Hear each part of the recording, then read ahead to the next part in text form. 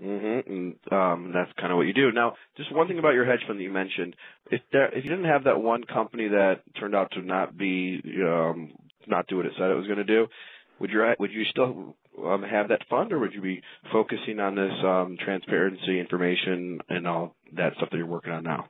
I don't know. I don't know what could have been. I mean, the company that failed did help my hedge fund at first. So would I have been the number one ranked hedge fund manager for 3 years? Probably not. I probably would have been like number 4 or 5. So while the company actually lost me several $100,000, it helped me get into the press world. It helped me get my TV show. Without the TV show, I don't have a newsletter. I don't have a blog because then no one knows me. So things would have been very different. The loss on that company was, I look at it like a college education. What does a college education cost? $150,000 these days? This was my $300,000 college education because I saw exactly what penny stocks can do when you believe in them. The technology was good. The technology still exists. It still powers sixflags.com for online ticketing, but it's more about the skeletons in the closet with the company executives. So it taught me all of these lessons that I now practice for my penny stock trading, and I now teach. I'm an infinitely better teacher because of that loss. So it's very difficult to explain that a loss can be the single greatest thing to happen to you, but that's what it is in my case. And I wish through Profitly and Investimonials that, people can admit their mistakes. And Profitly is not all about just reporting your profits and not reporting your losses. I want both because people can learn from all this information. All you have to do is be honest. That's the key. And over time, you'll find opportunities. You'll be better off, and you'll have, an army of people willing to help you because you've helped them. And it's a tough thing, because most people in finance are complete jerks. I mean, there are some of the worst people you will ever meet that are not interested in learning. They're not interested in openness or transparency. They just want, to do it their way. And that's not going to happen because finance is in the dark ages, and it's time that it grows up. Absolutely. Now, talking about complete jerks and, doing it their way, I'm not saying this person is a jerk, but recently you were on the Disciplined Investor Show, and you had a debate with Jim Van Merton, I think. Could you tell our listeners a little bit about yours and his disagreement and who he is, et cetera? So I primarily short sell penny stocks that have been promoted by stock promoters. And stock promoters, for those of you who don't know, they get paid by companies or shareholders to write these glossy advertisements. You might get them in the email, buy this stock, it's going up 1,000%. And it's unique to the penny stock industry because these penny stocks are so desperate for cash. They need to get their stocks up at any cost. So they hire these promoters. These advertisements go out in spam and hard copy, and the stock prices rise because if you send out 1 million spam emails and 1,000 of those people actually buy the stock will rise. So I primarily bet against that. And Jim Van Meerten picked 2 companies that were promoted by the same group. They have the same part-time CFO. Yes, there is a thing as a part-time CFO. I never heard of it before. The StreetSweeper.org is a great website that cuts through fraud and bullshit. And Melissa Davis. You did a podcast with her. That was great. And so, she doesn't even trade these. She's taken a vow of poverty, which I don't understand. I trade these things. I write about them and I trade them because I like exposing them, but I like profiting off them even more. I don't see any good in just exposing frauds. I find ways to profit from them. So with Jim Van Meerten, he wrote these 2 articles about these 2 horrible companies. And we got in a fight on a Disciplined Investor podcast because, he had basically admitted he did not read the SEC filings. He was looking at the press releases, which you should never do of any penny stock.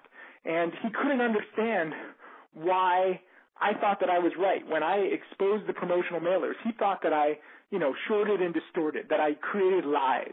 I didn't create any lies. The promoters created the lies. And they actually used him, and they put his image, or they put his name on one of these promotional mailers.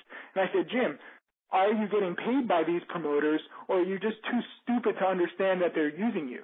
And, he still posts on my blog. He's like, I look all over the internet, and the promoters have never said a bad word about me, but you have. So why should I be angry at them? And I really think that he is stupid. He's an old man. His family should put him in a home. but, they don't. And he picked these two stocks, CLRH and NXTH, just 2 days, both of them 2 days before they each dropped 50%. So I call it the Jim Van Meeren indicator. Whenever he writes about a penny stock that he hasn't researched, I'm going to likely short it because either the promoters contacted him, which he denies, or he's just too stupid to understand that when you buy a promoted stock after it's been up over 17 days in a row, like CLRH and NXTH were, it's usually a good time to short the stock, not buy the stock. And so he cost investors thousands upon thousands of dollars, and I wrote about him. And I took a poll from my readers asking whether Jim Van Meeren was the dumbest person in finance, and 72% of my readers agreed. And wait, you mentioned that he wrote about him right before the pump, or right before the stocks crashed. Where could listeners read what he wrote prior to the crash? Was he on mainstream sites, or how do you track it? This is the beautiful thing with corrupt / incompetent financial media. He wrote on the Motley Fool and Seeking Alpha, and neither of those sites, they are somewhat mainstream. Neither of those sites did their due diligence on him or what he was writing about. And so you have this stupidity upon stupidity, which is danger upon danger for those reading it. Because he just said, look, these two companies, they're very speculative, but I like the way that the stock is trending and I like their story. And he basically fell prey to the promoters. And these promoters were paid hundreds of thousands of dollars. CLRH actually just cracked from $1.75 to 25 cents in 4 days when what? Go ahead, sorry. When Courtney Smith, another promoter, was paid over $400,000 to promote CLRH. And, people ask why does somebody pay $400,000 to promote a penny stock? Because they want to dump it. They pump it up and then they dump it. Okay? So it's kind of interesting when CLRH goes from 175 to 25 cents in 4 days. And somebody emailed the IR firm of this company, and they said, you know what, we're still a great company, but when we did a reverse merger to get listed, the initial shareholders can now sell their shares.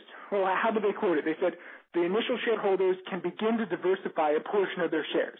When a stock goes from $1.75 to 25 cents in 4 days, that's not selling a portion, beginning to diversify. That's a freaking fire sale. And every single person who bought based on those paid promotional mailers, which apparently included a DVD of the product, they were just being sold junk.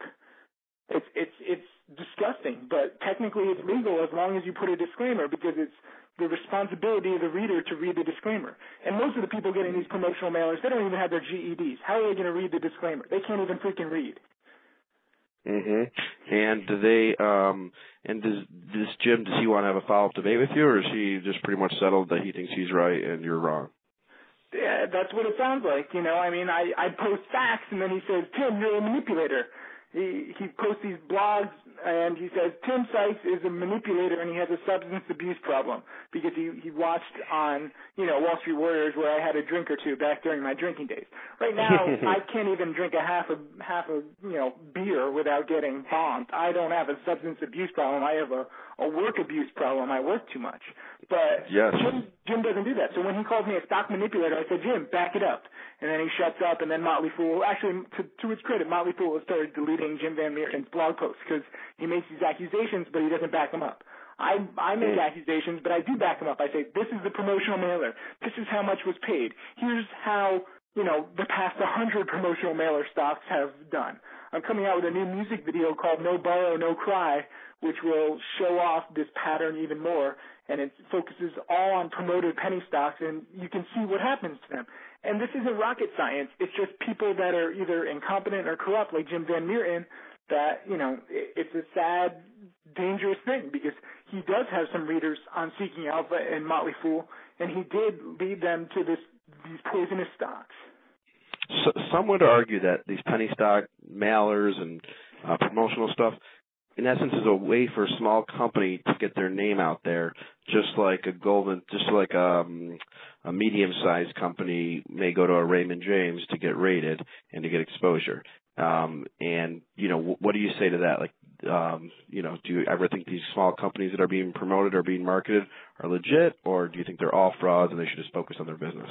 I think 99.9% of them are frauds, and that number is high enough for me just to round up and say 100%. That makes it easy. I'll never get burned by assuming the worst out of everybody. But I would never compare them to, any other kind of marketing, because think about it. Why would somebody pay $400,000 or $700,000 for an email campaign when these companies have, I think, what did CLRH have? It had under like $100,000 in cash or under $200,000 in cash. So this promotional mailer could have tripled their cash. And it's the same with all of these stocks. They have such little cash. Why not invest directly in the company? Oh, wait, because you don't care about the company. The people that are investing the money care about the stock. And this is a very difficult thing to teach, that a company and a stock are two very different things in penny stock world. For example, I learned the hard way. I lost hundreds of $1,000s. See how it comes full circle, when I believed in a company's product. And I was invested in the stock. If I had invested in the product still exists today. I'd be fine. It's actually doing well. I just won some award, best new ticketing solution, right? But I invested in the company, and the company has cash problems, it has debt problems, it has skeletons in the closet, and this is the story with every single penny stock.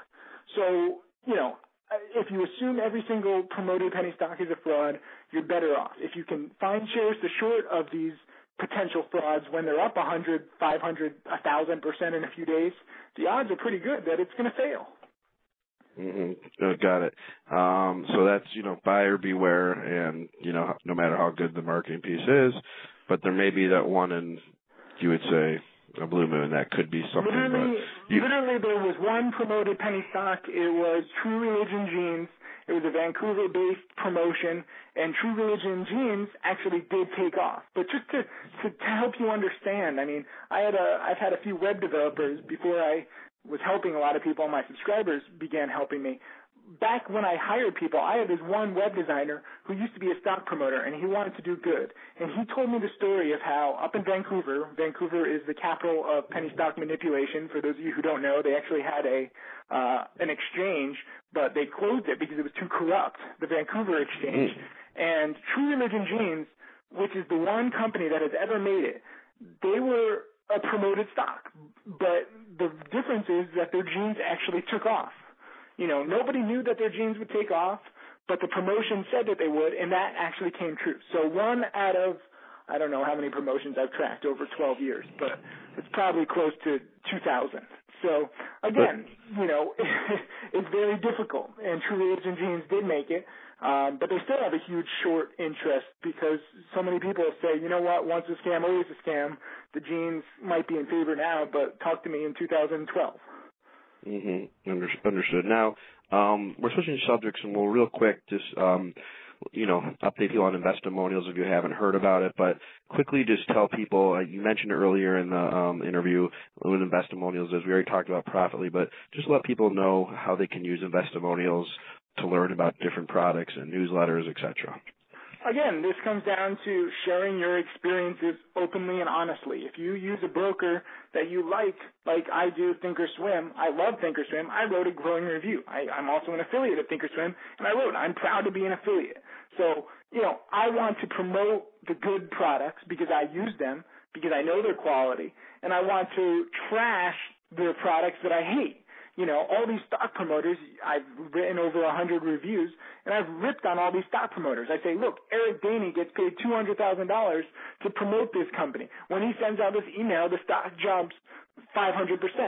A week later, it's down 80%, and so I use specific statistics so that when somebody is Googling Eric Daney's newsletter in the future, and they see, oh, they read my review on Investimonials, they might think twice about buying that stock, and that might be good. That's all I want to do. I want to help people find the best products and weed out the worst. That is the whole goal of Investimonials. And right now we have nearly 3,000 members in our first few months, and everyone's goal seems to be that. It's a good goal. We help the industry as a whole, and people are discovering new websites all the time. We just found this awesome chat room called Great Stock Picks, PIX, and they became a featured newsletter on Investimonials because everyone loves it. It's got 20 reviews, and people say this is a great chat room. I never even heard of them before Investimonials. Stock Guy 22 has all these free webinars. I never heard of them before, StockGuy22.com. So it's about finding new products and finding good products.